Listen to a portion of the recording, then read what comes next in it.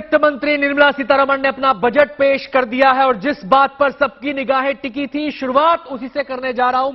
आयकर को लेकर बड़ी घोषणा आज इस बजट में वित्त मंत्री निर्मला सीतारमण ने की है। जिस पर सबकी उम्मीदें टिकी थी, वो बड़ी राहत उन्होंने दे दी है। तो राहत क्या है? राहत यह है कि नई टैक्स रिजीम के तहत जो पहले 5 लाख की करमुक्त आय थी, उसको बढ़ाकर अब सीधे सीधे 7 लाख रुपए कर दिया गया है। यानी कि 7 लाख तक की आय पर आपको कोई टैक्स नहीं देना होगा। इससे जुड़ी दूसरी बड़ी घोषणा सुन लीजिए। जो टैक्स स्लैब पहले संख्या 7 थी, उसको घटाकर अब 5 कर दिया गया है। अब इस टैक्स स्लैब को जरा समझ लीजिए। 0 से 3 लाख तक, यानी कि 3 लाख तक की जिनकी आय होगी, उनको कोई कर नहीं देना, 0% कर। इसके अलावा 3 से 6 लाख 5%, 6 से 9 लाख 10%, 9 से 12 लाख 15% और 12 से 15 लाख 20% और 15 लाख से ऊपर की आय पर 30% की दर से कर लगेगा। अब इसको जरा और व्यवहारिक तरीके से आपको समझा देता हूं। यानी कि 9 लाख का जिसकी आय थी, वो व्यक्ति अभी तक 60,000 रुपए का कर के रूप में भुगतान कर रहा था, लेकिन अब उसे सीधा सीधा फायदा होगा 15,000 रुपए का। उसे अब 45,000 रुपए टैक्स के रूप में देने होंगे। अब जिसकी आय 15 लाख या उससे ज्यादा है, तो वो कितने का भुगतान कर रहे थे? वो भुगतान कर रहे थे 1,87,000 रुपए सालाना टैक्स का। लेकिन अब उसमें भी 25% की कमी हुई है और ये जो आंकड़ा है अब घटकर रह जाएगा 1,05,000 रुपए का। तो एक बड़ी घोषणा टैक्स को लेकर जिस पर सबकी निगाहें थी। और जहां तक ओवरऑल बजट की बात है, तो आपको बता दें कि टैक्स के अलावा भी कोशिश ये की गई है, जैसा कि कहा जा रहा था कि इस बजट में संतुलन सबसे बड़ी चुनौती होगी और उस संतुलन को बनाने की कोशिश यहां पर की गई है। बहुत सारी घोषणाएं हैं, चाहे वो किसानों से जुड़ी हो, चाहे वो शिक्षा से जुड़ी हो, चाहे वो हेल्थ सेक्टर से जुड़ी हो, चाहे वो युवाओं से जुड़ी हो, तमाम घोषणाएं यहां पर की गई हैं। लेकिन सबसे बड़ी खबर जिसका सबसे ज्यादा असर नौकरी पेशा मिडिल क्लास पर होता है, वो है आयकर से जुड़ी खबर। आयकर में भारी छूट दी गई है। आपको बता दें, जो दर्शक हमारे साथ अभी जुड़े हैं, जो बजट भाषण नहीं देख पाए, अभी टीवी सेट ऑन किया है या अपने मोबाइल पर इस कार्यक्रम को देख रहे हैं, तो बड़ी घोषणा आयकर से जुड़ी वो ये कि 7 लाख तक की आय पर कोई टैक्स नहीं लगेगा। साक्षी, बिल्कुल अनंत, आपने ये गुड न्यूज सुना दी है हमारे सभी दर्शकों को। जिस गुड न्यूज का इंतजार था, मिडिल क्लास के लिए एक बड़ी सौगात, टैक्स पेयर्स के लिए बड़ी सौगात, सैलरीड क्लास जो पिछले 8 साल से यही वेट कर रहे थे कि अल्टीमेटली टैक्स कम हो, इन हैंड पैसा ज्यादा बने, वो अब न्यू टैक्स रेजिम के तहत आपको फायदा मिलने वाला है। अभी तक आपको 5 लाख रुपए के नीचे ही जीरो टैक्सेबल अमाउंट था, लेकिन अब ये टैक्स लायबिलिटी आपकी जीरो हो गई है 7 लाख रुपए तक। याद रखिए, आज से जब 2 साल पहले सरकार ने ये न्यू टैक्स रेजिम को लॉन्च किया था, तब उनको इतनी सक्सेस नहीं मिली थी, यानी कि ज्यादा से ज्यादा लोगों ने इसे नहीं अपनाया था।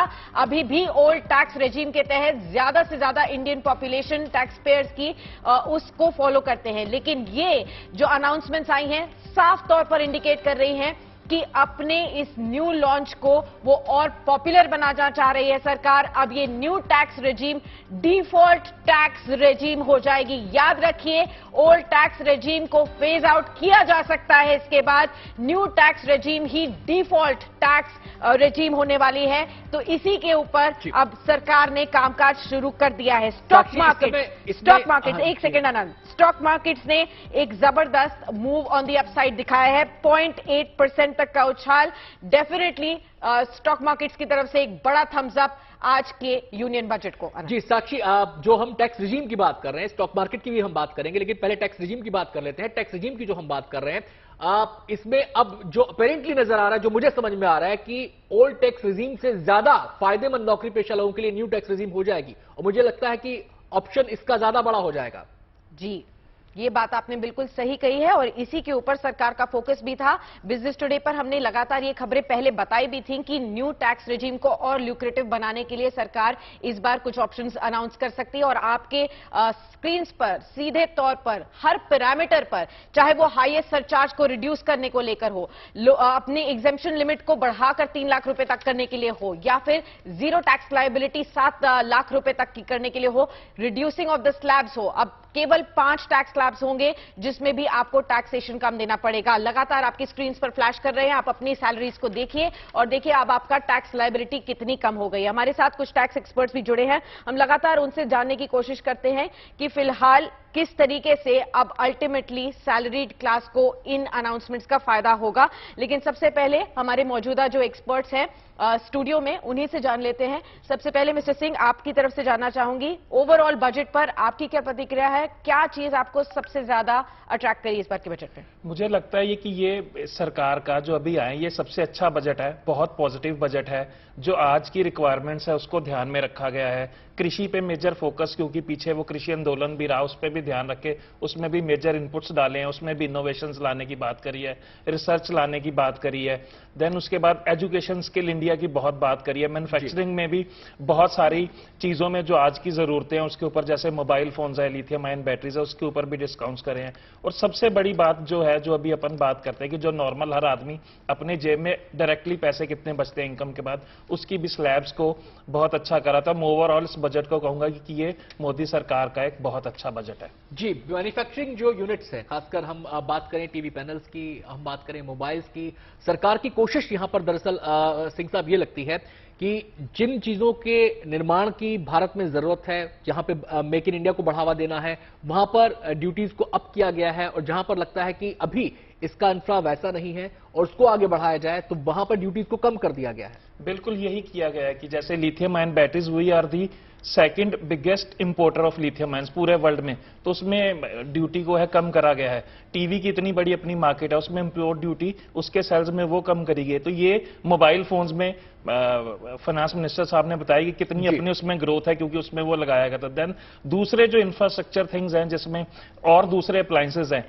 जो इंडिया में इंडिया में बना रहे हैं, उसके ऊपर ये सारी इंडियन मैन्युफैक्चरिंग को इसमें बहुत एडवांटेज मिलने वाली है। जैसे चिमनी को हम जो बाहर से कर रहे थे उस पर बढ़ाई गई है कि हम पूरे प्रोडक्ट को बाहर ना लाके इंडिया में करें, तो मैं मैन्युफैक्चरिंग के हिसाब से ये बहुत अच्छा। सिंह साहब, आपके पास लौटूंगा और उसके बाद अनामिका का भी रुख करेंगे, अमित का भी रुख करेंगे, प्रतिक्रियाएं लेंगे, हास्य और काव्य दोनों का यहां पर संगम देखने को मिलेगा। लेकिन उससे पहले एक्सपर्ट्स की राय जानना जरूरी है, क्योंकि बजट अभी अभी टेबल हुआ है और उसमें बहुत सारी ऐसी घोषणाएं हैं जो देश को ऊर्जा देने वाली लगती हैं। हर सेक्टर को कुछ ना कुछ देने की कोशिश यहां पर की गई है। सीधे रुख करेंगे श्वेता का, उनके साथ मोहित वहां पर मौजूद हैं। मोहित, आउट ऑफ 10 कितने नंबर बजट को? I think it's 11 out of 10। मैंने आपको कहा था बजट होगा, बट आज तो निर्मला जी ने she is out done everything. ये तो दिवाली है।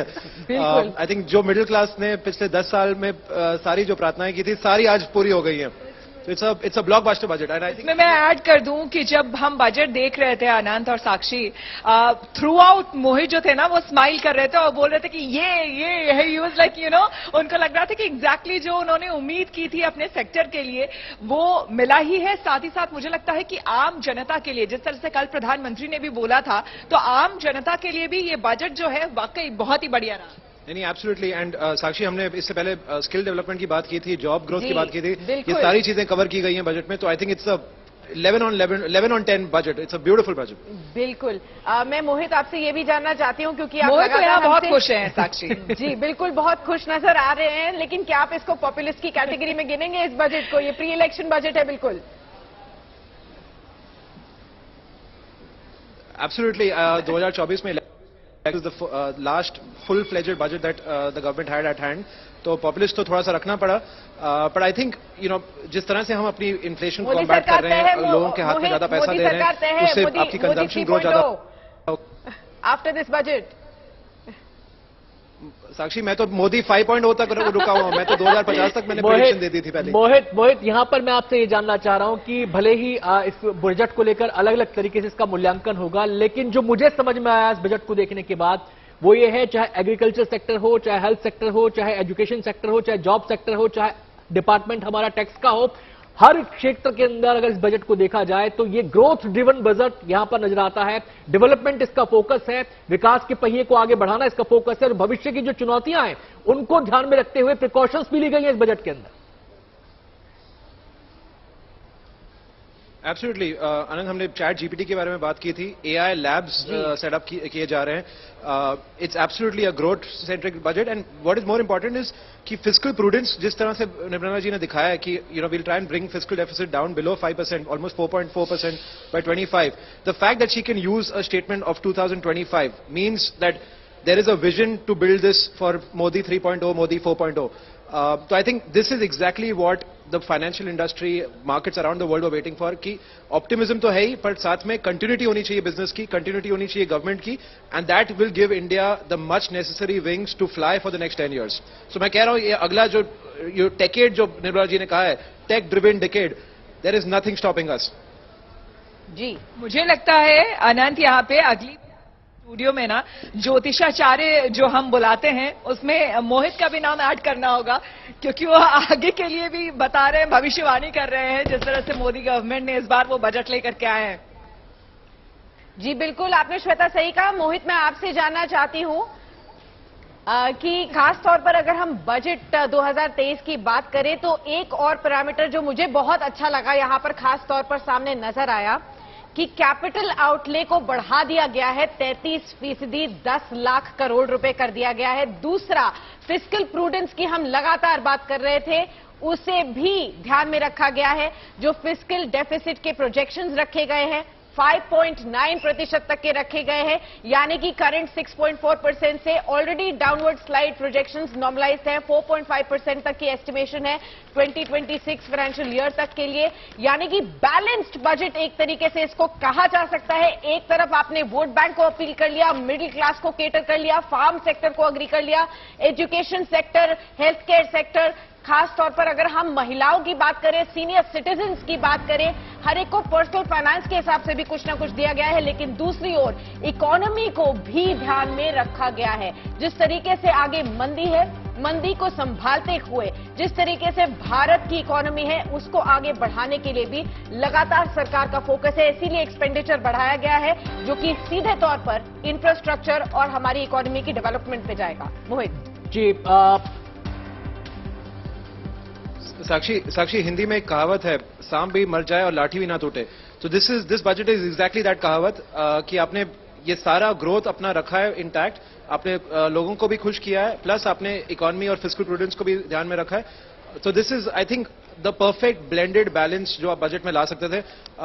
मैंने पिछले 15 साल में इतना परफेक्ट बजट नहीं देखा, and I think the markets around the world will celebrate what India is doing. जी मोहित, जो बजट पेश हुआ इसमें मुझे ध्यान आते हैं, ऐसा लगता है कि दो पहाड़ है, एक तरफ डेवलपमेंट है और दूसरी तरफ चुनौतियां हैं और उसके बीच में एक रस्सी बंधी है. तो क्या लगता है कि निर्मला सीतारमण पूरी सुगमता के साथ, पूरी सफलता के साथ उस रस्सी को एक सिरे से दूसरे सिरे तक ले जाएगी है?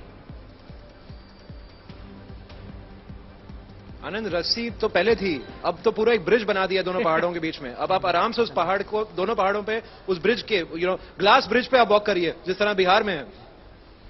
इस बीच आपसे मोहित ये पूछना चाहेंगे, जब हम बजट नहीं आया था उस समय हम बात कर रहे थे एजुकेशन सेक्टर की भी, लेकिन एजुकेशन सेक्टर में हालांकि पहले भी गवर्नमेंट ने काफी कुछ किया है, इस बार भी स्किल डेवलपमेंट पर खासा जोर देते हुए और हमारे एजुकेशन को स्किल डेवलपमेंट से जोड़ते हुए, आगे एंटरप्रेन्योरशिप से जोड़ते हुए, उसके लिए भी निर्मला सीतारमण ने नहीं, एब्सोल्युटली. अगर आप देखें इस गवर्नमेंट को पिछले 2-4 साल में बहुत प्रोएक्टिव रहे हैं, ग्लोबल ट्रेंड्स को देख रहे हैं.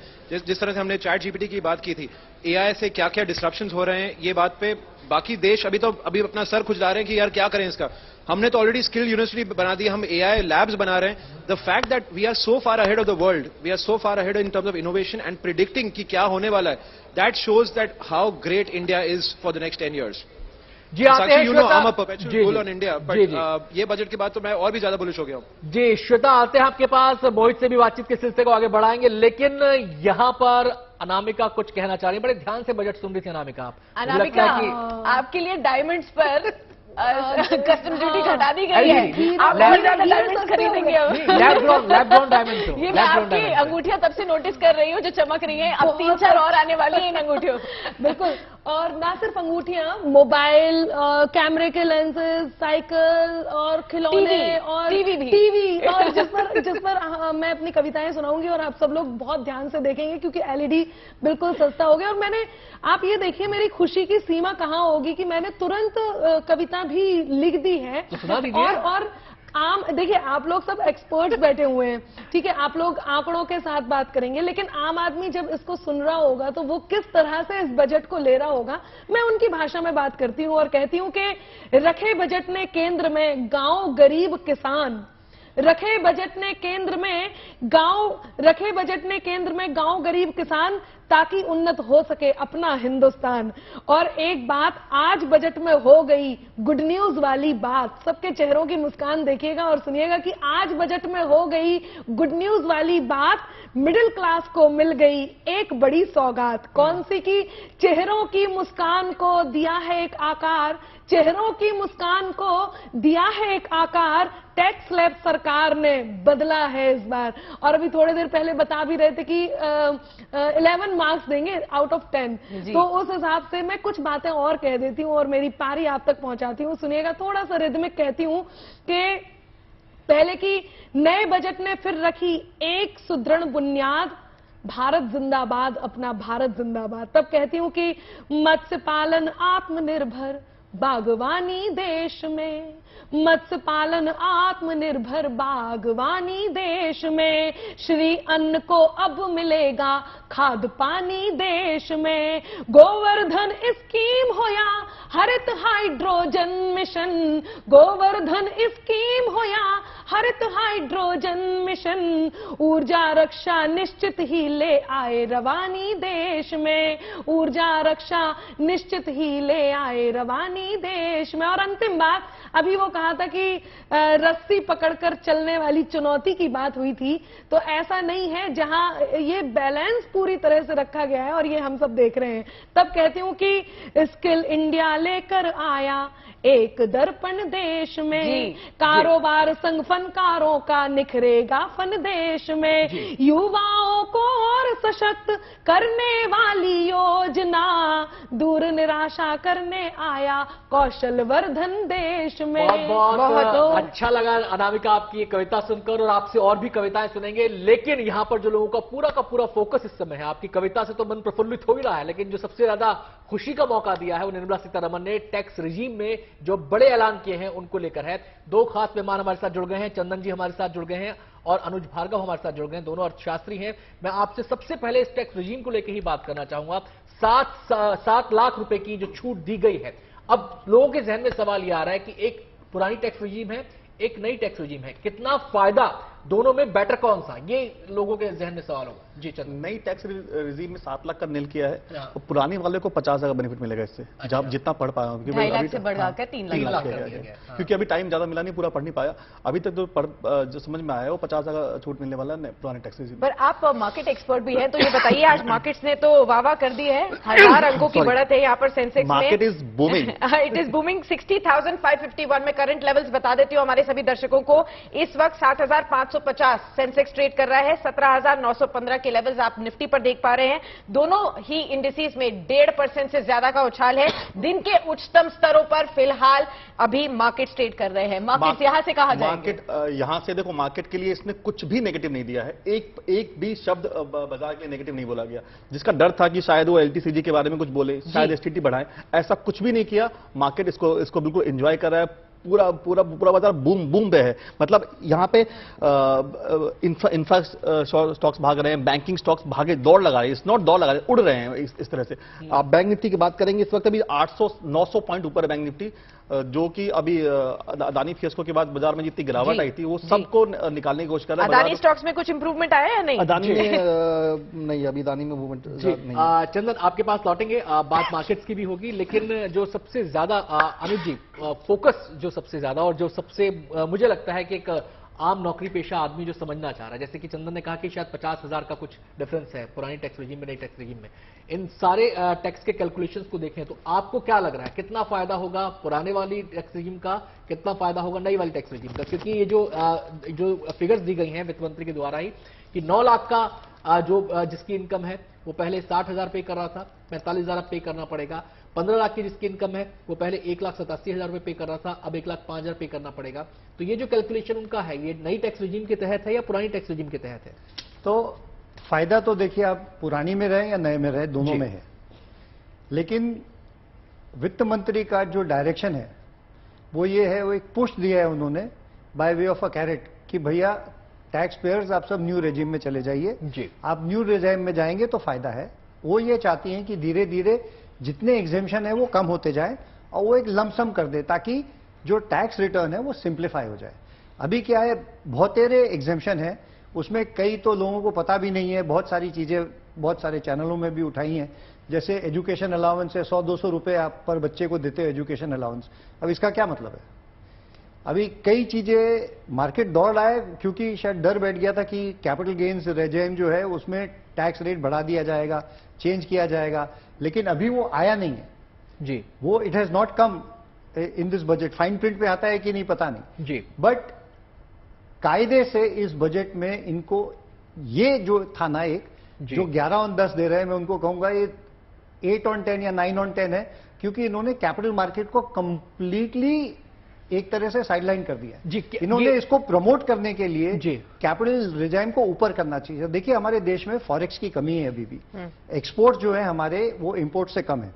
तो अगर हमको वो जो गैप भरनी है वो हम कैपिटल मार्केट एक बहुत सूटेबल जगह है जहां से हम इसको कर सकते हैं और इसको बढ़ावा दे सकती थी। उन्होंने एक नई रजिस्ट्री चालू करने की बात की है। वो मेरे मन में प्रश्न आया कि ये एनएसडीएल का क्या करने वाली? जी जी। एनएसडीएल सीडीएसएल दोनों है, तो हम उनका क्यों ना इस्तेमाल करें और एक एसेट क्यों बनाए? जी, ये जो टैक्स वाली जो बात है, इसमें आपने कहा कि जितने एग्जम्पशंस की रिजीम है इसको बेसिकली फेज आउट इसको करने की फेज आउट करने की ऐसी मंशा है।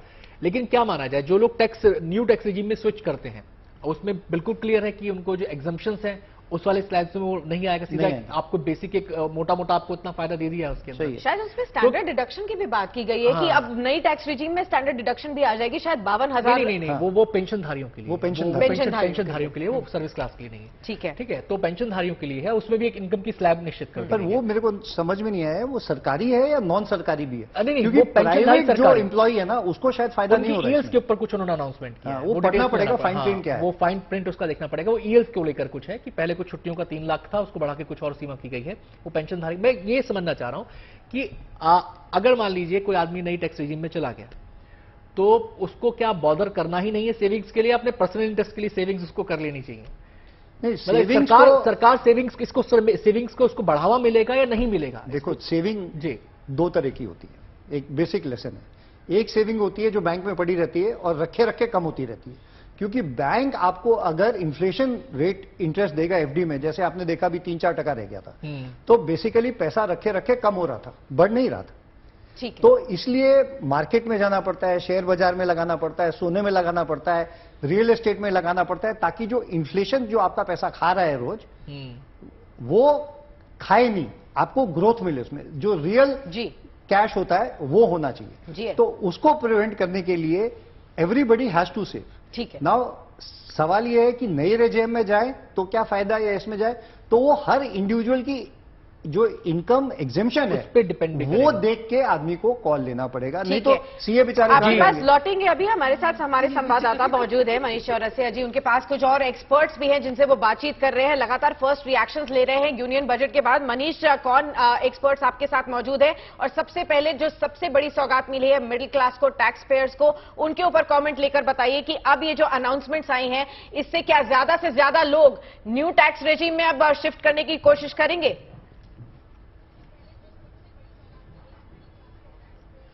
देखिए, मैं बता दूं आपको, मैं बिजनेस क्लास के साथ मौजूद हूं। वो लोग जो बिजनेस करते हैं, सेक्टर 18 मार्केट एसोसिएशन के तमाम लोग हैं, और यहां पर गुड न्यूज टुडे पर लोग काफी देर से बजट देख रहे हैं। जब से बजट शुरू हुआ है यहीं से वो सारी जानकारी इकट्ठा कर रहे थे, लेकिन अब पिटारे से सब कुछ बाहर आ चुका है। लेकिन किसके हिस्से कितना आया ये यहां पर जानने की कोशिश करते हैं। सर, क्या कुछ आया आपकी जेब में?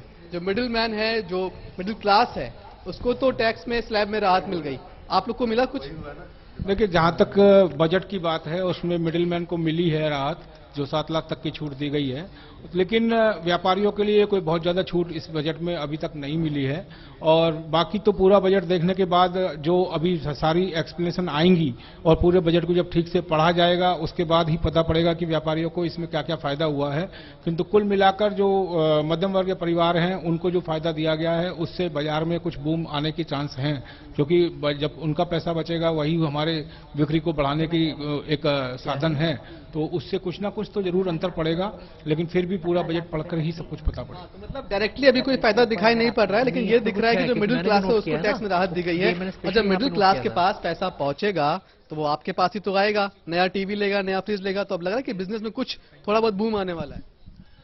हाँ, 18 सेक्टर मार्केट जो कि पिछले कुछ सालों से काफी दबी हुई थी, अब उम्मीद है कि टैक्स स्लैब एडजस्ट होने से, यस आपकी बात बिल्कुल ठीक है कि वो व्यापारियों के पास थोड़ा बहुत बिजनेस बढ़ेगा, लेकिन और जो इंसेंटिव है व्यापारियों के लिए पर्सनली कि जो स्लैब है, क्योंकि जो व्यापार कर रहा है उस आदमी की इनकम अगर 20-25 लाख से तो ऊपर होगी तो उसके लिए कोई राहत नहीं मिली है, बल्कि जो टैक्स का वो है रेट बढ़ा दिया गया है। तो हम लोग ये एक्सपेक्ट करते हैं कि 50 लाख तक की जिसकी इनकम है उसके पर 20% से ज्यादा का टैक्स स्लैब नहीं होना चाहिए। लेकिन जहां तक मैंने सुना, अगर गलत तो आप ठीक करिएगा, कि टीवी के जो पार्ट्स हैं उन पर जो इंपोर्ट ड्यूटी है वो शायद अब कम करने की बात कही जा रही है, जिससे जो टीवी है वो अब कम, उसके कुछ रेट्स कम हो सकते हैं। बात कहां तक ठीक है? नहीं, टीवी के रेट तो पहले से भी कम है, पहले कम है रेट, इतने रेट ज्यादा नहीं है। अब और हो सकते हैं, आज हो सकता है और कुछ इसका इफेक्ट पड़े, लेकिन अब देखिए अभी अच्छा है, कोरोना टाइम जिस हिसाब से निकला है उसमें काफी लोगों के बिजनेस खराब हो गए थे, तो उसके बाद अब ये इम्प्रूव होना चाहिए नए जो बजट। 39 डिग्री ये सवाल भी बहुत जरूरी है। जिस तरह से कोविड में आप लोगों ने लगातार नुकसान देखा, जिन हालात से आप लोग बाहर आए, उन खराब हालात से आपको बाहर निकलने की और पुरजोर कोशिश की गई है, ऐसा आपको बजट में सुनकर कहीं से लग रहा है? जी बिल्कुल, कोरोना के टाइम में हमारी सब व्यापारी भाई बहुत पीछे हो गए थे, लेकिन अब थोड़ा सा व्यापार उठ रहा है। इसको देखते हुए निर्मला सीतारमण जी ने जो बजट पेश किया है मिडिल क्लास को देखते हुए बहुत अच्छा है। आगामी चुनाव आने वाले हैं, उनको सबको मद्देनजर रखते हुए कुल मिलाकर के बहुत अच्छा बजट पेश किया है, और मैं समझता हूं कि भारतवासी सब इसको अप्रिशिएट करेंगे। मुझे याद है आप लोग अपने ग्रुप पर एक मांग पत्र शेयर कर रहे थे कि हमारे बजट के पहले ये मांग है वित्त मंत्री जी से। उन मांगों में क्या कुछ मिला आपको, या फिर क्या कुछ अब भी लग रहा है कि अब तो लगता है कि अब चुनाव वाली धमकी देनी पड़ेगी कि व्यापारी नाराज है? नहीं, थोड़ा सा तो बजट चुनाव को देखकर ही दिया गया है, बट मेरी मेन कंसर्न थी कि गोल्ड पे इंपोर्ट ड्यूटी जो घटाने की बजाय बढ़ा दी गई है, जिससे कि सोना काफी महंगा हो जाएगा और आम जनता के लिए खरीदना मुश्किल हो जाएगा। दूसरा जो स्लैब में इन्होंने बढ़ा करी है 5 लाख से 7 लाख की है, वो एक अच्छा कदम है जो बहुत समय से एक्सपेक्टेड था जो इन्होंने किया है, उसके लिए बस वित्त मंत्री का धन्यवाद कहना चाहेंगे। कुछ फायदा दिखाई पड़ रहा है आपको एक आम नागरिक के लिहाज से, एक मिडिल क्लास फैमिली के लिहाज से, या फिर एक बिजनेसमैन के लिहाज से? देखिए, आम नागरिक के हिसाब से बात करें तो कहीं ना कुछ गवर्नमेंट दिखाएगी कि बेनिफिट दिया, क्योंकि अगले साल चुनाव भी है। लेकिन अगर बात करते हैं हम दुकानदारों की, व्यापार की बात करते हैं, क्योंकि आप व्यापार सेक्टर में खड़े हुए हैं 18 सेक्टर में, तो उस हिसाब से ऐसा नहीं लगता कि व्यापारी को कहीं कोई राहत दी गई हो, ऐसा महसूस नहीं होता इस बजट से। जैन साहब, इंतजार था क्या? और खासकर जैसे वो बात मिली जुली प्रतिक्रिया यहाँ पर मिल रही है व्यापारियों से। हालांकि बजट के नजरिए से चीजों को देखा जाए तो लोग ये भी मान रहे हैं कि सबके लिए कुछ ना कुछ दिया गया है, लेकिन जो व्यापारी वर्ग है यानी कि जो ट्रेडर कम्युनिटी है वो इस बजट को लेकर, हालांकि उन्हें इंतजार है इसके फाइन प्रिंट का, यानी कि डिटेल्स जब पूरी तरह से आ जाएंगी उन्हें इसका इंतजार है, लेकिन जो बातें अभी उन्होंने सुनी है निर्मला सीतारमण के जरिए उसको लेकर वो थोड़े ज्यादा खुश नजर नहीं आ रहे हैं। बहरहाल हमारे साथ 3 गेस्ट यहां पर मौजूद हैं स्टूडियो में, एक बार फिर से परिचय करा दें। हमारे साथ अनुज जी मौजूद हैं, हमारे साथ रवि जी मौजूद हैं, हमारे साथ चंदन जी मौजूद हैं। तीनों ही अर्थ जगत पर पैनी नजर रखते हैं, मजबूत पकड़ रखते हैं, और तीनों से हम बारी बारी से बातचीत करेंगे। और हमने एक ओवरऑल बातचीत तो की है, एक व्यू पॉइंट लिया है, ओवरव्यू सबका लिया है। रवि हमारे साथ क्योंकि नए जुड़े हैं तो हमने मार्किंग सबकी पूछी है, आउट ऑफ 10 कितने नंबर दिए हैं, आपने क्या नंबर दिया है out of 10? Sir out of 10 अगर सारे पॉइंट को देखा, आउट ऑफ 10 मेरा तो 6 to 7 रहेगा। इतना कम क्यों? क्योंकि आप इस बजट में एक टैक्स स्लैब को फोकस कर रहे हैं, एजुकेशन सेक्टर के लिए कोई बहुत बड़ा मुझे तो दिखा नहीं ट्राइबल स्कूल्स अनाउंस किए हैं। Tribal school that is for nursery and for basic, that is not for digital libraries हैं, स्किल डेवलपमेंट के ऊपर जोर है, आईटी और लैब्स बनाने की बात की जा रही है। अब और मुझे लगा आप तो इकोनॉमिस्ट है, आपने पैनी नजर रखी होगी फिस्कल डेफिसिट के नंबर पे, वो तो कम कर दिया है। तो डेफिनेटली एक चीज और आप जो बातें कर रहे हैं टैक्स लैब, टैक्स लैब के अलावा आपने बहुत सारी फोकस किया। सिगरेट सस्ता या महंगा होने से एक आम आदमी पे कोई फर्क नहीं पड़ता। सिगरेट सस्ता महंगा, आपने लग्जरी टैक्स किया कि लग्जरी टैक्स को हमने कम किया, सॉरी आपने टैक्स स्लैब जो 42.8% था उसको आपने सरचार्ज कम करके 39% पे लाया। लेकिन कितने लोग 5 करोड़ के ऊपर के स्लैब पे बैठे हुए हैं? लेकिन मिनिमम भी तो कम किया है ना, मिनिमम में तो 7 लाख तक का टैक्स रिबेट दे दिया है। देखिए जनता की उम्मीदें कुछ और थी और डेफिनेटली सेंसेक्स इसको रिएक्ट कर रहा है कि सेंसेक्स जो 500 पॉइंट से गैप अप ओपन हुआ। सबसे बड़ा डिसअपॉइंटमेंट आपके लिए क्या है?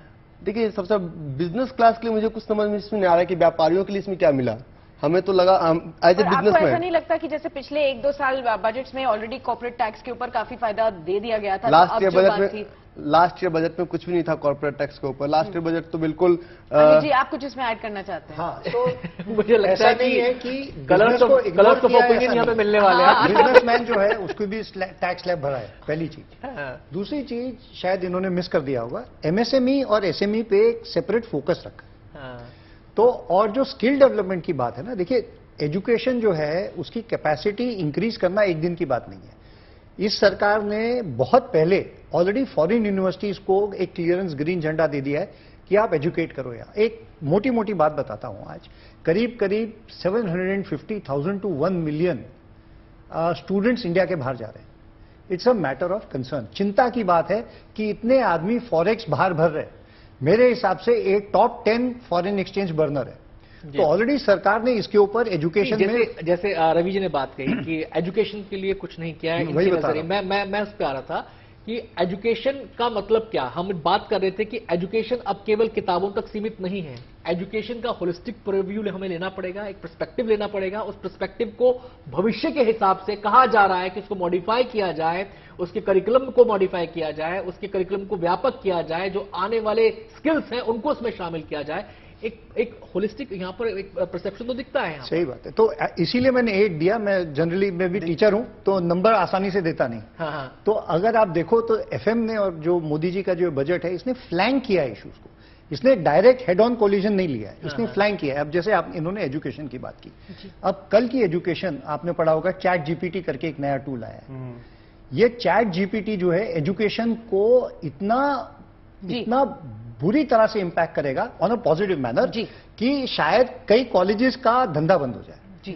नाउ इसके लिए इन्होंने आर्टिफिशियल इंटेलिजेंस में इन्वेस्ट किया है, इस बजट में साफ बोला है। इन्होंने 5G में इन्वेस्ट किया है बिग वे, क्योंकि ये जब 5G साथ में चलेगा चैट जीपीटी के तब उसका गेम ही जोड़ा गया है। 5G लैब्स के लिए साथ इसलिए जोड़ा गया, पूरा जोड़ा गया। तो ये बजट समझने का है क्योंकि ये काफी होशियारी से अभी इस समय हमारे पास सचिन सिन्हा जी मौजूद हैं, टैक्स एक्सपर्ट हैं, जिनसे हम जानना चाहते हैं कि जो टैक्स अनाउंसमेंट्स हुई हैं आखिरकार कितना फायदा टैक्स पेयर्स को इन अनाउंसमेंट्स का मिलने वाला है। सबसे पहले सचिन जी आप ये क्लैरिफाई करें, 2 बातें यहां पर आ रही हैं। पहला 3 लाख रुपए तक का जो एग्जेम्पशन है, बेसिक एग्जेम्पशन, और उसके बाद जो 7 लाख रुपए तक की रिबेट है। ये सारी चेंजेस जो बाकी स्लैब्स में भी हुए हैं सारा न्यू टैक्स रेजीम में है। इसके हम क्या समझें कि ओल्ड टैक्स रेजीम पूरी तरीके से अब खत्म होने वाली है? क्या न्यू टैक्स रेजीम पर ही फोकस रहेगा? क्या ये अब डिफॉल्ट टैक्स रेजीम हो जाएगी? और कितना फायदा आम जनता को इसका मिलने वाला है, टैक्स पेयर्स को? सचिन इसमें एक चीज और ऐड करना चाहूंगा मैं, अब अगर आप एग्जांपल से समझा सकें, मतलब एक हम standard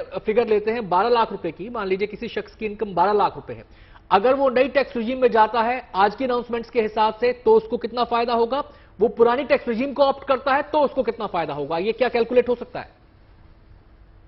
thank you so much. So जैसा अभी हमने बजट में देखा है, जो ऑनरेबल फाइनेंस मिनिस्टर का जो बजट था, इसमें इन्होंने न्यू रिजीम के ऊपर फोकस किया है, बिकॉज दे ऑल्सो अंडरस्टैंड कि जो हमारी पुरानी रिजीम थी वो ज्यादा बेटर पोजीशन दे रही थी टैक्स पेयर्स को rather than new regime, because उसमें बहुत सारे डिडक्शंस, बहुत सारे एग्जम्पशंस अवेलेबल नहीं हो रहे थे।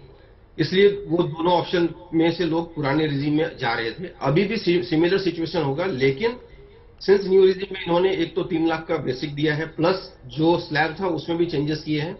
Earlier it was for 7 heads, अभी इन्होंने चेंज कर दिया उसको और वो 5 हेड्स में उन्होंने कन्वर्ट कर दिया। तो 3 लाख का अगर मैं कंपेयर करूं पिछले रिजीम से, या क्या अभी तक जो हम लोग टैक्सेस पे कर रहे हैं उसके हिसाब से क्या फर्क आएगा, तो अगर आप देखें up to 12 lakh, so 9 lakh to 12 lakh तक ये 15% ऑन एन एवरेज आ रहा है। इसका मतलब इफेक्टिवली जो टैक्स रेट होगा, जो मैडम ने अपने स्पीच में भी बोला कि अप्रोक्सीमेटली 45,000 का टैक्स आएगा। हाउएवर अभी अगर हम लोग उसको कंपेयर करते हैं तो that is more than around 65 approx. So अगर कंपैरिजन किया जाए तो 20-25,000 का बेनिफिट है, बट वो बेनिफिट सिर्फ उसी को होगा जो न्यू रिजीम में होंगे, जो न्यू रिजीम में होंगे। अब न्यू रिजीम में अगर आप जाते हैं तो बहुत सारे ये जो 9 लाख वाला आप बता रहे हैं कि अभी 60,000 रुपए पे करना पड़ रहा है, और नई घोषणाएं हुई उसके हिसाब से 45,000 रुपए पे करना पड़ेगा। तो ये जो 15,000 का फायदा है, ये नई रिजीम में है या फिर ये पुरानी रिजीम में भी है? सर ये नई रिजीम में आपको टैक्स रेट में चेंज हुआ है, सो ये नई रिजीम में आपको ये बेनिफिट मिलेगा। और जो इन्होंने स्लैब दिया है वो भी न्यू रिजीम के लिए दिया है। जो चेंजेस किए, जो पहले 7 हेड्स थे अभी इन्होंने 5 हेड में कन्वर्ट किया, वो भी न्यू रिजीम के लिए किया है। जी, मैंने आपसे कहा कि एक स्टैंडर्ड हम अगर फिगर लेके चलें 12 लाख रुपए की, अब इसको अगर हम नई रिजीम और पुरानी रिजीम में आज के अनाउंसमेंट्स के हिसाब से समझें तो आप बता पाएंगे कि फायदा कहां पर है टैक्स पेयर को? सर देखिए अभी तक जो हो रहा है, पहले 2.5 लाख तक नील था, 2.5 लाख के ऊपर 5 लाख और फिर 5 लाख से 10 लाख के बीच का जो ओल्ड रिजीम की मैं बात कर रहा हूं। जी, अगर मैं ओल्ड रिजीम में अभी तक ऑप्ट कर रहा था, लेकिन अब मैं न्यू रिजीम में अगर मैं ऑप्ट करता हूं तो मैं 10 लाख तक जा रहा था। अगर 10 लाख का इनकम हो और मैं और कोई बेनिफिट नहीं ले रहा हूं तो मुझे 1,12,500 का टैक्स देना पड़ता था। मैं सिर्फ टैक्स की बात कर रहा हूं, इसमें कोई सरचार्ज एडुकेशन ऐड नहीं कर रहा हूं।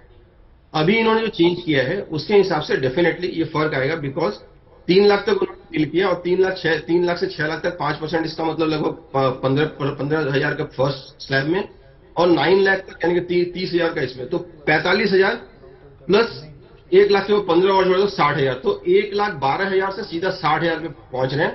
तो हम ये कह सकते हैं कि अगर मैं 10 लाख के कैटेगरी को अगर टेस्ट करता हूं तो मेरे पास अप्रोक्सीमेटली 50,000 का या 52,000 का टैक्स का बेनिफिट है। बट जैसे जैसे ये मेरा इनकम इंक्रीज करेगा ये बेनिफिट कम होता जाएगा।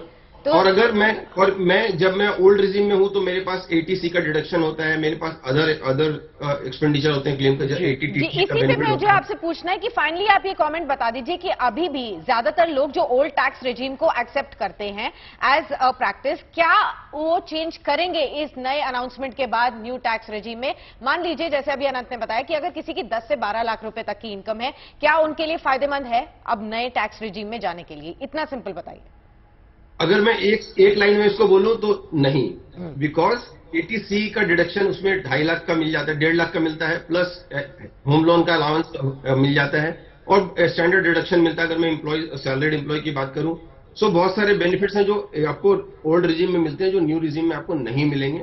सो अगर इफेक्टिवली बेनिफिट कैलकुलेट किया जाए तो बेनिफिट नहीं होगा। कितनी इनकम के बाद अब न्यू टैक्स रिजीम अब ज्यादा अट्रैक्टिव हो जाएगी? कितनी इनकम स्लैब के बाद? जैसा मैंने बताया, जैसे जैसे आपका इनकम ग्रेजुअली इंक्रीज करेगा, अगर मैं 15 लाख तक कंपेयर करूं तो आप कह सकते हैं yes it is to some extent it is beneficial, but अगर मेरे पास कोई दोनों रिजीम में मेरे कोई डिडक्शन अवेलेबल नहीं है। एक फिगर मैं आपको और दे रहा हूं सचिन, जी सर, वो फिगर है 8 लाख रुपए की, क्योंकि नई रिजीम में 7 लाख तक कोई टैक्स नहीं है। अगर मान लीजिए किसी सर्विस क्लास व्यक्ति की जो इनकम है वो 8 लाख रुपए है तो क्या करे? मतलब वो नई टैक्स रिजीम में जाए, पुरानी में जाए, मतलब किसको फायदा नजर आ रहा है? नहीं, अगर 8 लाख भी है तो सर ये जो 87A का जो बेनिफिट है वो ऐसे कैलकुलेट होता है कि जैसे आप टैक्स 7 लाख से आप ऊपर गए तो फिर वो पूरे पे टैक्स लगता है, वो इफेक्टिव टैक्स कैलकुलेट होता है, ना कि 7 लाख तक जीरो होगा, ऐसा नहीं होता। अच्छा, मतलब 7 लाख 10,000 भी है तो पूरे 7 लाख पे टैक्स लग जाएगा? जी यस सर, पूरे पे टैक्स लग जाएगा। अगर 7 लाख से आप ऊपर जा रहे हैं, समझ लीजिए आपका नहीं, फिर तो इफेक्टिव टैक्स रेट लगेगा। सो मैं एग्जांपल देके बताता हूं, अगर मैं 8 लाख में हूं, जैसे आपने एग्जांपल दिया, अगर मैं 8 लाख में हूं तो मुझे पूरे पे टैक्स लगेगा, यानी कि 3 लाख तक तो मेरे लिए नील होगा और उसके बाद फिर 5 लाख रुपए तो इफेक्टिव टैक्स रेट है 5 लाख तक 5%, फिर नेक्स्ट पे 20%, ऐसे करके वो टैक्स लगेगा। नहीं, मुझे ये समझाइए सचिन कि टैक्सेबल इनकम क्या काउंट की जाएगी? मान लीजिए हम नई टैक्स रिजीम और दोनों को समझते हैं। नई टैक्स रिजीम के तहत अगर हम बात करें तो 7 लाख तक निल यहां पे किया गया है, तो हमारी टैक्सेबल इनकम तो 1 लाख ही काउंट होगी ना, या पूरी 7 लाख काउंट हो जाएगी? 3 लाख रुपए तक का पूरी काउंट होगी। यही मैं बताना चाह रहा हूं कि वो पूरी काउंट होगी। अगर आपका 7 लाख के नीचे है तो आपको कोई टैक्स नहीं लगेगा, लेकिन अगर आप 8 लाख में है तो आपका पूरे पे टैक्स लगेगा।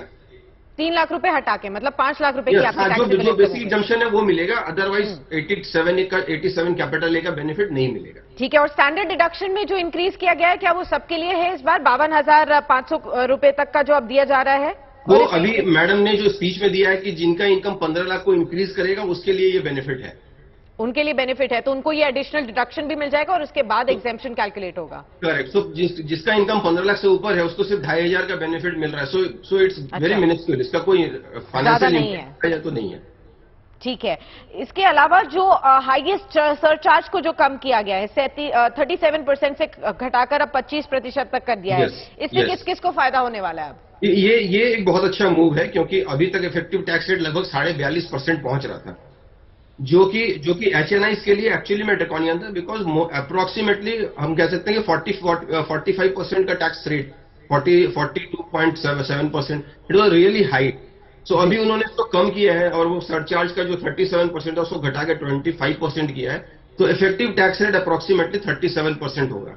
और ये जनरली एप्लीकेबल होता है जो HNIs होते हैं उनके लिए, सो ऑफ कोर्स उनको एक सब्सटैंशियल बेनिफिट मिलेगा। जी सचिन जी, जो पुराने टैक्स स्लैब्स थे वो 7 उसके अंदर श्रेणियां आती थी, 7 कैटेगरीज उसके अंदर आती थी, ताकि उनको स्लैब्स को 5 कर दिया गया है। तो यहां पर इफेक्टिवली कितना फायदा आप देख पा रहे हैं, मतलब कितने का फर्क पड़ा होगा इससे? सर जैसा मैंने बताया कि इफेक्ट अगर इसमें आप देखें तो बहुत गवर्नमेंट ने तो अपने नंबर्स में गिरा। सचिन जी एक चीज और क्लियर कीजिए, क्या पुरानी टैक्स स्लैब में कोई बदलाव नहीं हुआ है क्या? सर जो इंडिविजुअल्स के लिए जो रेट है, जो पहले के जो रेट है स्लैब रेट, वो वही है। ओके, उसमें कोई चेंज नहीं हुआ। अगर आप ओल्ड रिजीम में जाते हैं तो ओल्ड रिजीम में जाते हैं तो उसमें कोई बदलाव नहीं है, कोई चेंज नहीं है। वो न्यू रिजीम में अगर आप जाते हैं तो आपको एक बेनिफिट दिया गया है जी कि आपका ये अप टू 3 लाख तक नील होगा। ओके, मतलब ये जो हम स्लैब देख रहे हैं परसेंटेज का, ये जो है नए टैक्स स्लैब में, मतलब 7 लाख के अप टू 7 लाख कोई टैक्स नहीं, और जैसे ही 7 लाख आप क्रॉस करेंगे तो उसके बाद ये टैक्स स्लैब लागू हो जाएगा। तो मैं एक बार क्लियर कर देता हूं, जो 7 लाख वाला जो स्लैब है ये ओल्ड रिजीम में भी अवेलेबल है। हाँ, ये ओल्ड रिजीम में अवेलेबल है, बिकॉज न्यू रिजीम में ऐसा कोई डिडक्शन नहीं मिलता, ये सिर्फ ओल्ड रिजीम में अवेलेबल है। 7 लाख वाला 7 लाख वाला सिर्फ ओल्ड रिजीम में अवेलेबल है, न्यू रिजीम में ये अवेलेबल नहीं है। न्यू रिजीम में सिर्फ इन्होंने हेड काउंट्स जो थे पहले 7 हेड्स थे, अब उसको घटा के इन्होंने 5 हेड्स में कन्वर्ट किया है। और इफेक्टिवली अगर आप देखें तो गवर्नमेंट ने अपने नंबर्स में तो ये बता दिया कि 35,000 करोड़ का टैक्स फॉरगो कर रहे हैं, बट वो सिर्फ इसकी वजह से नहीं होगा, there are other reasons also. बस इसके कारण कोई गवर्नमेंट का टैक्स फॉरगो नहीं हो रहा है, और इनडायरेक्टली एसएससी को कोई बहुत सब्सटैंशियल बेनिफिट हो ऐसा भी नहीं हो रहा है। जी, तो क्या ये माना जाए कि नए जो टैक्स रिजीम है उसमें कोई बदलाव नहीं है, कोई छूट नहीं है, कोई बेनिफिट नहीं है? नहीं सर, मैं ये नहीं कहूंगा कि बेनिफिट नहीं है। यस बेनिफिट है, बट आप किस कैटेगरी में फॉल करते हैं। अगर आप पहले आपकी इनकम 5 लाख है, अब समझ लीजिए किसी की 6 लाख है, तो वो ओल्ड रिजीम में रह के अपना 7 लाख के नीचे रखेगा और वो जीरो टैक्स भरेगा। अभी वो टैक्स को क्लियर कीजिए, 7 लाख रुपए तक की जो रिबेट है ये न्यू टैक्स रिजीम के तहत बोला गया है। हाँ। तो ऐसे आप कैसे कह सकते हैं अभी न्यू टैक्स रिजीम में नहीं है ये? नहीं मैम, जो 87A का जो बेनिफिट है, 87A का जो बेनिफिट है वो 5 लाख तक ही था पुराने, और उसमें क्योंकि 87A में अभी डिटेल एक बार मुझे देखना होगा, लेकिन जो क्लैरिटी वो यही है कि पुराने पोजीशन में 87A का बेनिफिट नहीं मिलता था, जो जब लास्ट ईयर तक जो न्यू रिजीम था। अभी इन्होंने न्यू रिजीम में इन्होंने बोला कि हम न्यू रिजीम में भी 7 लाख का दे रहे हैं, बट वो 7 लाख कैलकुलेट कैसे करेंगे, बिकॉज 3 लाख से 6 लाख तक नील है, 0 to 3 लाख नील है, 3 to 6 लाख 5% है, और फिर 6 to 9 लाख अगर 10% है। अगर इफेक्टिवली कैलकुलेट करें तो 7 लाख के ऊपर कैसे 87A का डिडक्शन देंगे, बिकॉज 87A में इन्होंने वर्ड तो यूज किया कि न्यू रिजीम में दे रहे हैं, बट 87A सिर्फ ओल्ड रिजीम के लिए पुराना सेक्शन में अवेलेबल था। इफेक्टिवली अभी अगर आज की रेट में इन्होंने कुछ इसमें डाला है, वो एक बार I have to check, otherwise 87A का डिडक्शन सिर्फ पुराने रिजीम पे ही अवेलेबल था। तो इस बार मुझे ऐसा लग रहा है कि न्यू टैक्स रिजीम में उसे एक्सटेंड किया गया है, 87A जो नहीं था। मे बी तो वर्डिंग सभी यही आ रही है, बट ये तो सिर्फ उनका जो स्पीच था उससे निकल गया है। फाइनल जो प्रिंट है उसमें एक्चुअली में क्या लैंग्वेज है that I have to see check, but 7 lakh. Sitharaman ji ने बोला है कि जो डिडक्शन थी उसको 5 लाख से बढ़ाकर नई टैक्स रिजीम में 7 लाख किया जा रहा है, यानी कि पहले 5 लाख थी उसमें 2 लाख का इजाफा हुआ है। सर न्यू टैक्स रिजीम, वही मैं बता रहा हूं, जो ओल्ड टैक्स रिजीम था उसमें तो 87A का बेनिफिट अवेलेबल था, वो बेनिफिट अभी भी अवेलेबल होगा अप टू 7 लाख। इन्होंने वर्ड यूज किया न्यू रिजीम, लेकिन न्यू रिजीम में कोई डिडक्शन नहीं मिलता है। सो 87A का भी डिडक्शन टू माई माइंड नहीं मिलेगा, but fine prints I have to check. ठीक है। इसके अलावा भी सचिन जी देखा जाए तो दो महत्वपूर्ण अनाउंसमेंट्स और हुए थे। एक तो खास तौर पर महिलाओं के लिए महिला सम्मान सेविंग सर्टिफिकेट के तहत जहां पर इंटरेस्ट रेट 7.5% तक का दिया गया है, और सीनियर सिटीजन्स के लिए भी अब जो लिमिट है उसे बढ़ा दी गई है सेविंग्स के लिए। इन दोनों पैरामीटर्स को आप कैसे देख रहे हैं, और खास तौर पर जो लोग इन्वेस्टमेंट करते हैं ओल्ड टैक्स रेजिम के तहत भी, क्या उनके लिए यहां पर फायदा होने वाला है? क्या एक नए ऑप्शन के तहत वो इनको देख सकते हैं इन ऑप्शंस को? यस, ये एक बहुत अच्छा मूव है, बिकॉज इसमें इन्होंने लेडीज को भी इन्वेस्टमेंट करने के लिए प्रमोट किया है, प्लस सीनियर सिटीजन्स के लिए जो रेस्ट्रिक्शंस थे वो जनरल रेस्ट्रिक्शन के बराबर थे, उसको भी इन्होंने इंक्रीज कर दिया। अब आप वो सीनियर सिटीजन्स भी ज्यादा पैसा डिपॉजिट और विड्रॉ कर सकते हैं। So this is good move actually for the benefit of senior citizen and ladies, I can say. जी चंदन, मैं आपसे एक कमेंट लेना चाहती हूँ खासतौर पर सरचार्ज के ऊपर, जो अभी बताया सचिन ने भी कि वो उनको भी पसंद आया है ये जो रिडक्शन किया गया है 37% से 25% तक। तो अल्ट्रा HNIs जो हाई नेटवर्थ इंडिविजुअल्स हैं, डेफिनेटली उनके ऊपर फायदा हो रहा है। स्टॉक मार्केट्स जो रिएक्ट कर रहे हैं, क्या आपको लगता है अब अल्ट्रा HNIs के पास अब इनफ पैसा होगा, लिक्विडिटी होगी कि वो अब स्टॉक मार्केट्स में और ज्यादा पैसा डाल पाए? मेरा मानना ये है कि स्टॉक मार्केट जो रिएक्शन है ना, वो रिएक्शन इस वजह से ज्यादा है, ना कि ये 7 लाख का जो टैक्स बढ़ाया गया है। क्योंकि स्टॉक मार्केट का मूवमेंट ये 2-5 लाख से होता नहीं है, अल्ट्रा HNI करते हैं, तो उनके पास जो 5% का जो एक्स्ट्रा बेनिफिट मिल रहा है, उसकी वजह से शायद ये स्टॉक मार्केट में बूम है। और ये एक चीज और बोलूंगा, this budget is too good to believe. अभी पढ़ना पड़ेगा, मुझे लगता नहीं इतना अच्छा बजट हो सकता है, क्योंकि फाइन प्रिंट्स आए नहीं है, और मुझे अभी भी एक डाउट है कि इतना अच्छा बजट सच में कैसे कोई दे सकता है। अभी एक्सपेंडिचर का तो सारी बात कर दी, खर्चे कर बता दिए, ये गिफ्ट दे दिए या टैक्स बढ़ा दिया, स्लैब बढ़ा दिया, इनकम का के बारे में पढ़ा नहीं है पूरा मैंने, तो शायद कुछ फाइन प्रिंट्स होगा पक्का, फॉर श्योर मुझे लगता है। मैं यहाँ पे अनुज से एक सवाल करना चाहूंगा। अनुज जी, कि ये अर्थव्यवस्था के बारे में कहा जाता है कि पूरा खेल सेंटिमेंट से जुड़ा हुआ है। एक हाई सेंटिमेंट को लेकर अगर आप आगे बढ़ते हैं तो उसको आप कैरी कर सकते हैं, बोलते हैं। तो तो मतलब फिलहाल जो हमने सुना बजट को लेकर, वो सेंटिमेंट को तो हाई कर ही रहा है, सेंटिमेंट को हाई जोश को तो हाई कर ही रहा है। पहले भी एक बात की थी चंदन जी की, मैं पॉइंट पे रिएक्ट कर रहा हूँ थोड़ा सा। ये जो HNI का इन्होंने कम किया है ना, इसके 2 कारण है। वही फ्लैंकिंग वाली बात, इंडिया में रिकॉर्ड पलायन हुआ है HNIs का इंडिया के बाहर, because high taxation is one of the reasons, कि एक मुख्य कारण है। उसको कम करने का एक ये भी कारण है कि भैया जाओ मत, हम प्रोग्रेसिवली इसको कम कर रहे हैं, तो अगर टैक्स चुभ रहा है तो शायद हम कम करें। ये मेरी थिंकिंग है जी। अब आपकी जो बात ये है ना कि जो सेंटिमेंट बूस्टर जो है ना, वो लास्ट टाइम भी हुआ था, थोड़ा मार्केट जो है वो करेक्ट होगा, क्योंकि रियलिटी जो है वो जितनी किसी ने समझी है उससे अलग ही होने वाली है। जैसे दोनों जन ने बोला कि फाइन प्रिंट क्या है, क्योंकि पिछले 8-9 सालों में हमने देखा ये फाइन प्रिंट जो होती है ना, इसमें कुछ ना कुछ निकलता ही है। मतलब एक आध लड्डू, एक आध लैंड माइन, बम, कुछ ना कुछ मिल जाता है, कभी लड्डू मिलता है, कभी लैंड माइन। जी चलिए, आपके पास वापस लौटेंगे अनुज जी। फिलहाल चलते हैं, मेरी सहयोगी और श्वेता झा मौजूद हैं और बता रही हैं वहां से लगातार, मोहित जी भी उनके साथ मौजूद हैं, सुबह से बने हुए हैं, फाइन प्रिंट को जज कर रहे हैं, पूरी एक एक बारीकियां देख रहे हैं बजट की। काफी पसंद आया आपको फर्स्ट ग्लांस में मोहित बजट, लेकिन अब क्या फाइन प्रिंट को डिस्कस करते हुए कुछ और बारीकियां निकल कर आई हैं श्वेता? मुझे ऐसा लग रहा है ना कि रियली मोहित, फाइन प्रिंट का आपको भी वेट करना चाहिए, आपको ज्यादा खुश हो गए। नहीं, I think of course fine print बहुत सारी और डिटेल्स देगा, बट चंदन जी की मैं बातें सुन रहा था, काफी अनऑप्टिमिस्टिक लग रहे हैं, ग्लास इज हाफ एम्प्टी वाली मेरे को फीलिंग आ रही है। आपके खुद के वर्ड्स में कि मैं बिलीव नहीं कर पा रहा है ऐसा बजट कैसे हो सकता है। I think somebody also spoke about smaller industries and MSMEs के लिए कुछ नहीं किया। महात्मा गांधी कह गए, change is what you want to see, and I think government ने एज अ एनेबलर एक बहुत अच्छा चेंज का प्रोग्रेस दिखाया है। अगर आप टैक्स स्लैब देखेंगे तो जो मेरे अंडरस्टैंडिंग है, मैं वो टैक्स एक्सपर्ट को काउंटर नहीं करना चाहता, और मेरी अंडरस्टैंडिंग ये है कि जो लार्जर इनकम वाले हैं, जो 12 से 15 लाख की इनकम वाले हैं, they will move to the new tax slab.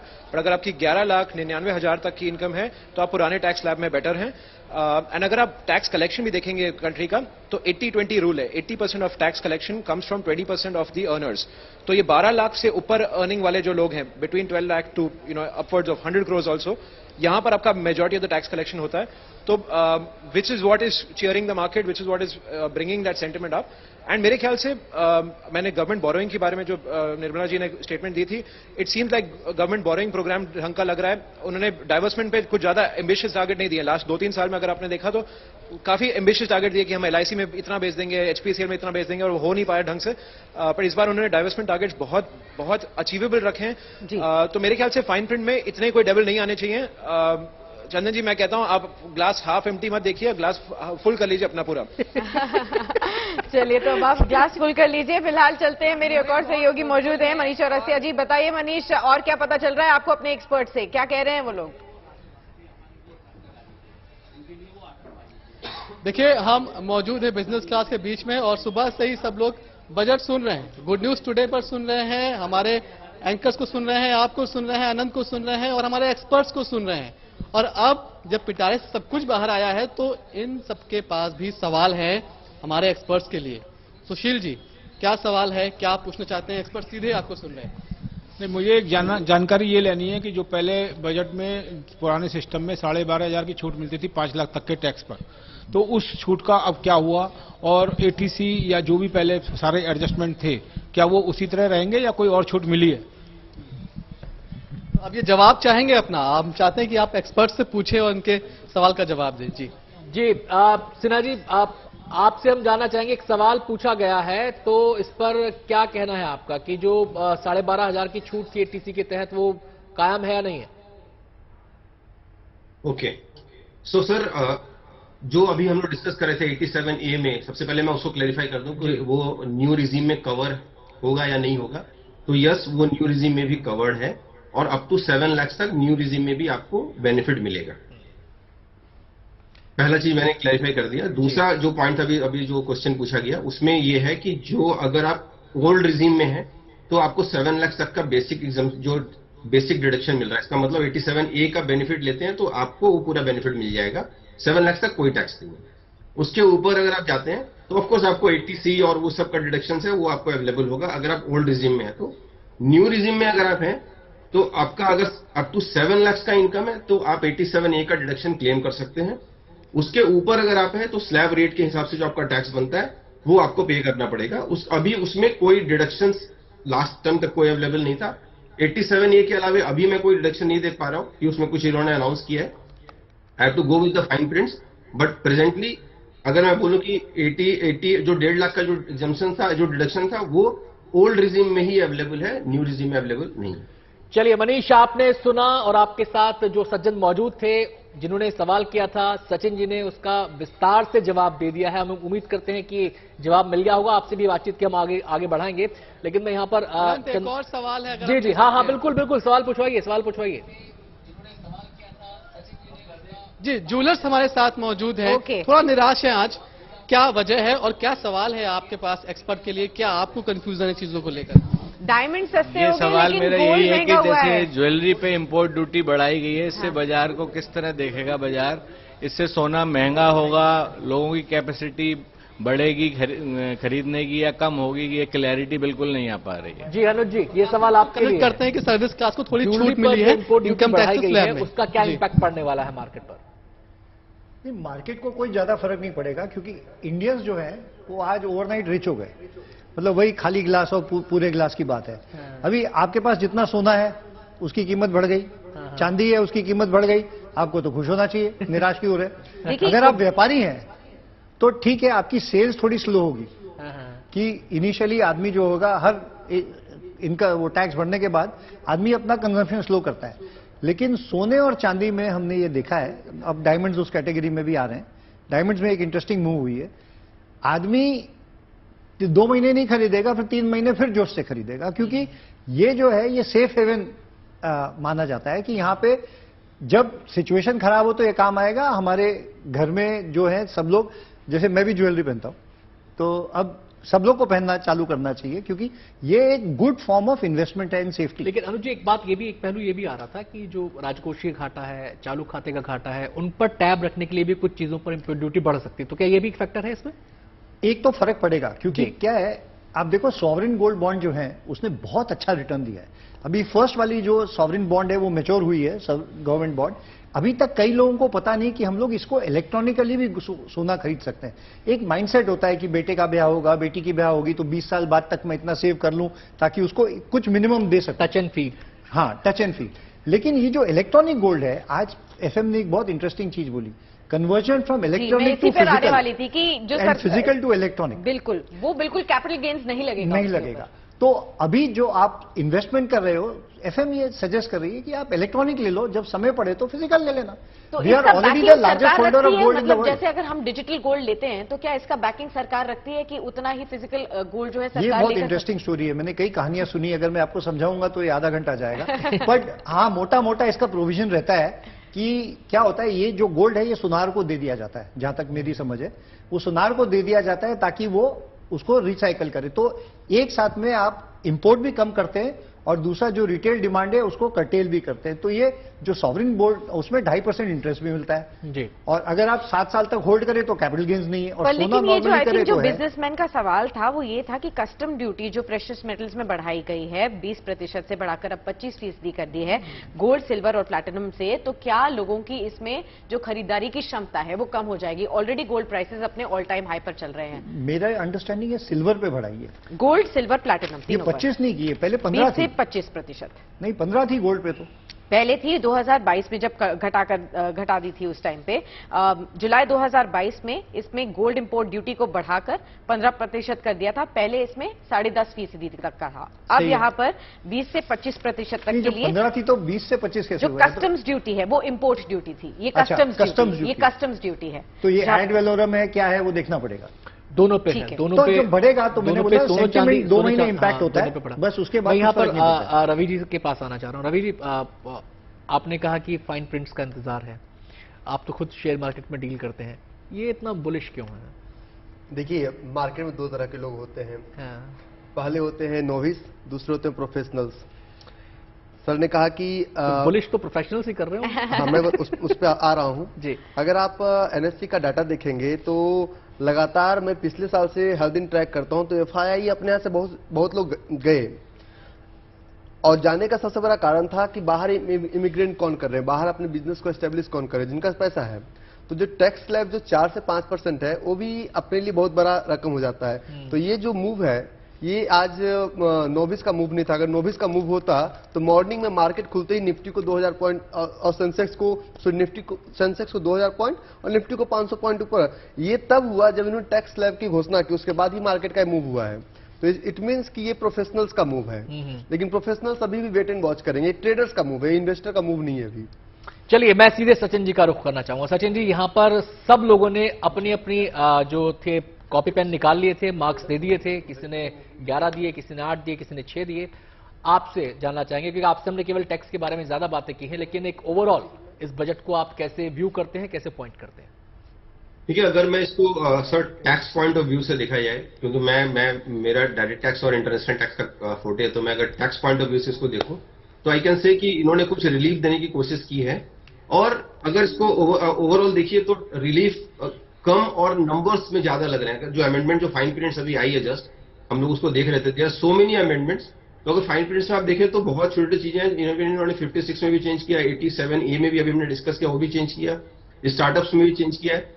इन्होंने हर सेक्टर को कवर करने की कोशिश किया है, चाहे वो स्टार्टअप हो या वो ऑलरेडी एस्टैब्लिश्ड बिजनेसमैन हो, HNIs हो या लोअर इनकम ग्रुप हो, सभी को कवर करने की कोशिश किया। तो अगर मैं इसको नंबर्स में कवर करूं तो 7 और 8 out of 10 I can say sir.